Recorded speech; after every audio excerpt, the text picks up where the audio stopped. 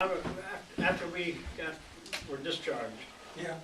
I was discharged November the 5th November 5th, of 45. I was October the 22nd. It was only a couple of weeks, But we got together after that a couple times, you remember? and I was discharged from Fort Meade. I was discharged from Andrews Air Force Base. And I had been sent in 90 days home. And then from there, I reported back to Miami Beach for rehab.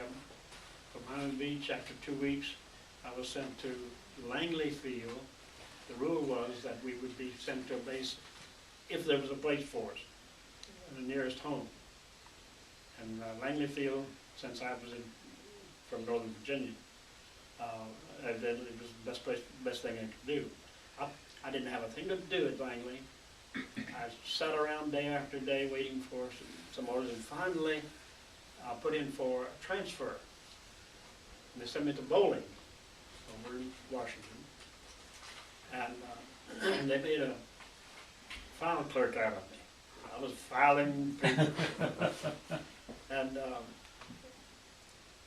I hadn't been doing that very long, maybe a couple of months, when they automatically sent me over to Andrews.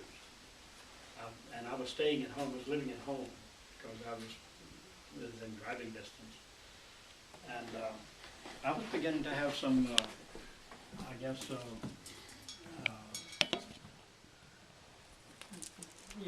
psychological reaction kinds of activities. I was having trouble stomach-wise and so forth, and I was going on sick call at Andrews. And finally, my father, I didn't have the points to get out of the service. My father had a cousin who liked to go to concerts and sit in and listen to, she sat in the galleries and all. He called her up and she made an appointment for me at the old Army office building down there on Constitution Avenue. So I had to leave Andrews one day, report down there to the officer in charge of enlisted men's affairs.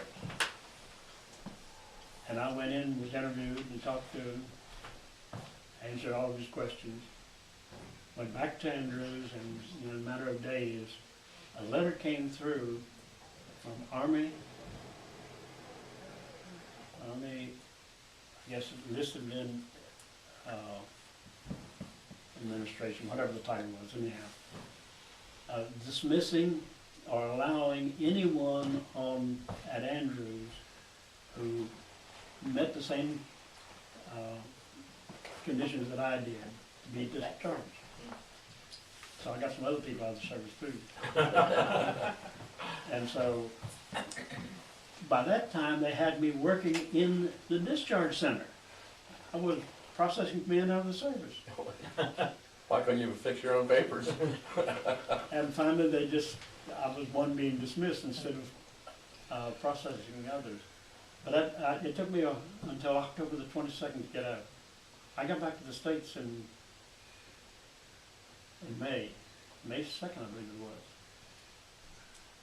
And I didn't know what number. Well, I had almost a similar thing. I got the 90-day furlough, and they asked me where I wanted to go.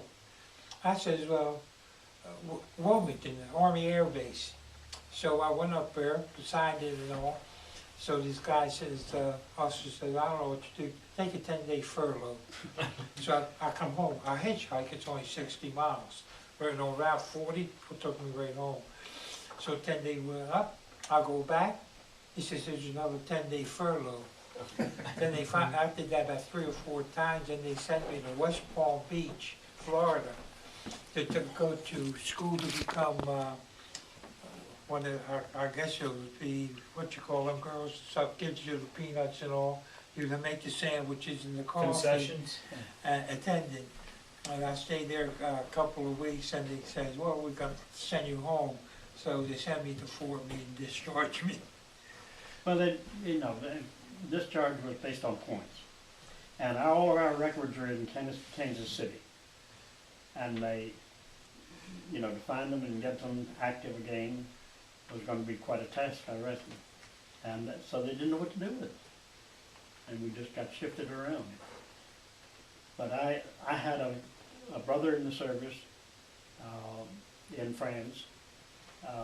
In fact, he got the telegram or a letter sent back to him that he had written to me about my missing in action before my mother and father did. And he was discharged on the 19th of October. I had a brother-in-law, was either the 20th or the 21st of October, and I on the 22nd. All three of us were right close together. Wow. But they had points, and I didn't.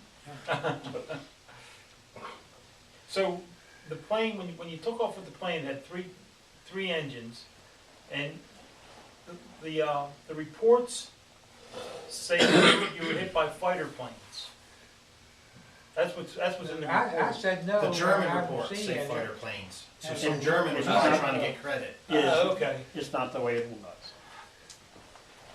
The fact of the matter is, I was the only one in the back of the plane, back of the Bombay, that had intercom connection with the flight deck. It was Okay. a faulty system. It had, the plane was old, it had been in combat so many times, I'm telling how many times it had been hit and been repaired. But I was the only one getting communication with the flight deck. And when we lost the first engine because it failed, I heard the conversation that went on between the navigator and the pilot. And here's what, basically what I'm not sure I can give it to you verbatim, but I'll tell you what was said. The navigator says to the pilot, "Don't you think we need to abort? Because we lost an engine." And they argued it back and forth for a few minutes, and finally the pilot said, "I'm flying this plane," and shut the navigator up. And we went on without that outboard engine. And when we got hit, of course, wasn't anything else to do but try to get back. But I heard this conversation between the navigator and the pilot after we were hit, that when something like this, the navigator tells the pilot, "You're not following the lead I gave you." The lead is not the right word. The direction. Yeah. And he says, "Well, according to my compass, I am." And they then compared the reading on the compass, and there were 20 degrees difference. That's when the instruments were damaged with the aircraft fire. They got the compass up, one of them, we don't know which one. And so the navigator then tried to plot our trip back to England by land sightings. Dead reckoning. Yeah, dead reckoning. And I remember him talking about a lake that he thought he understood what it was and so forth. But it turned out that we bailed out, we were headed toward the North Sea. And if you look at Leeds, Leeds is the town that they took us to after they rounded us up. Leeds, from the bomb site that we were supposed to hit, to Leeds would have taken us out to the North Sea. At that time, survival rate in the North Sea was 15 minutes. And fortunately, we bailed out just before we left the coast. It leads up on the map and you'll see it's just inland from the coast. And that's why the farmer had the gun, because the farmer that captured me, because all adults, male adults on the coastal region of Germany were armed. Leeds. Leeds. Leeds, Germany. It's that little piece of land that Germany owns between Denmark and Holland. It goes out to the North Sea. That's where you went down. Yeah, right before that. Okay, because your bombing run was to Aschersleben, That's right. which is down south of South Berlin, Berlin, that's right. southwest of About Berlin. 30 That's miles right. from Berlin. That's exactly right. So you were down here, and then you were way up here when you bailed out, near the North Sea. Near the North Sea. And part of it was because we You didn't know where you were going. we didn't have the fuel to risk going any further. We'd lost our altitude about 4,500 feet. And we didn't have fuel because we couldn't transfer it from the Mhm. tanks of the engines that were knocked out. And we didn't know where we were going really, for sure. It's fortunate that we bailed out when we did. If we'd bailed out over the North Sea, they were from England, there were rescue crafts and so forth that they went out on every alarm. But if they hadn't gotten to us within a very short period of time, we wouldn't have made it. So you weren't heading back towards the English Channel to go to England. You were heading further, like towards Sweden area. Northwest, yeah. Hmm. So many things went wrong, and as you said, all 10 of us survived without even an injury of any consequence. I think Peterson got a sprained ankle, I think, if I remember. Until you landed and you were stabbed. Yeah. Not with a pitchfork. But the story I like to tell was about Bruce. Tail gunner, when we were told to prepare to bail out, we had carried our GI shoes with us because other flyers had told us take them because if you get shot down, you need to have something you walk in. Those flying boots are not good for walking. So we all had our GI shoes. I had mine tied to my parachute harness. And Bruce we had our parachutes on. They were chest packed. And Bruce gave me a little bit more detail on this when I saw him 3 years ago. He was bent over, tying his shoes onto his harness. And he said that he turned and hit the handle on the mounted machine gun. You had two, you held onto it like this. And he pulled the ripcord on his parachute. And his parachute just fell out on the floor in front of him.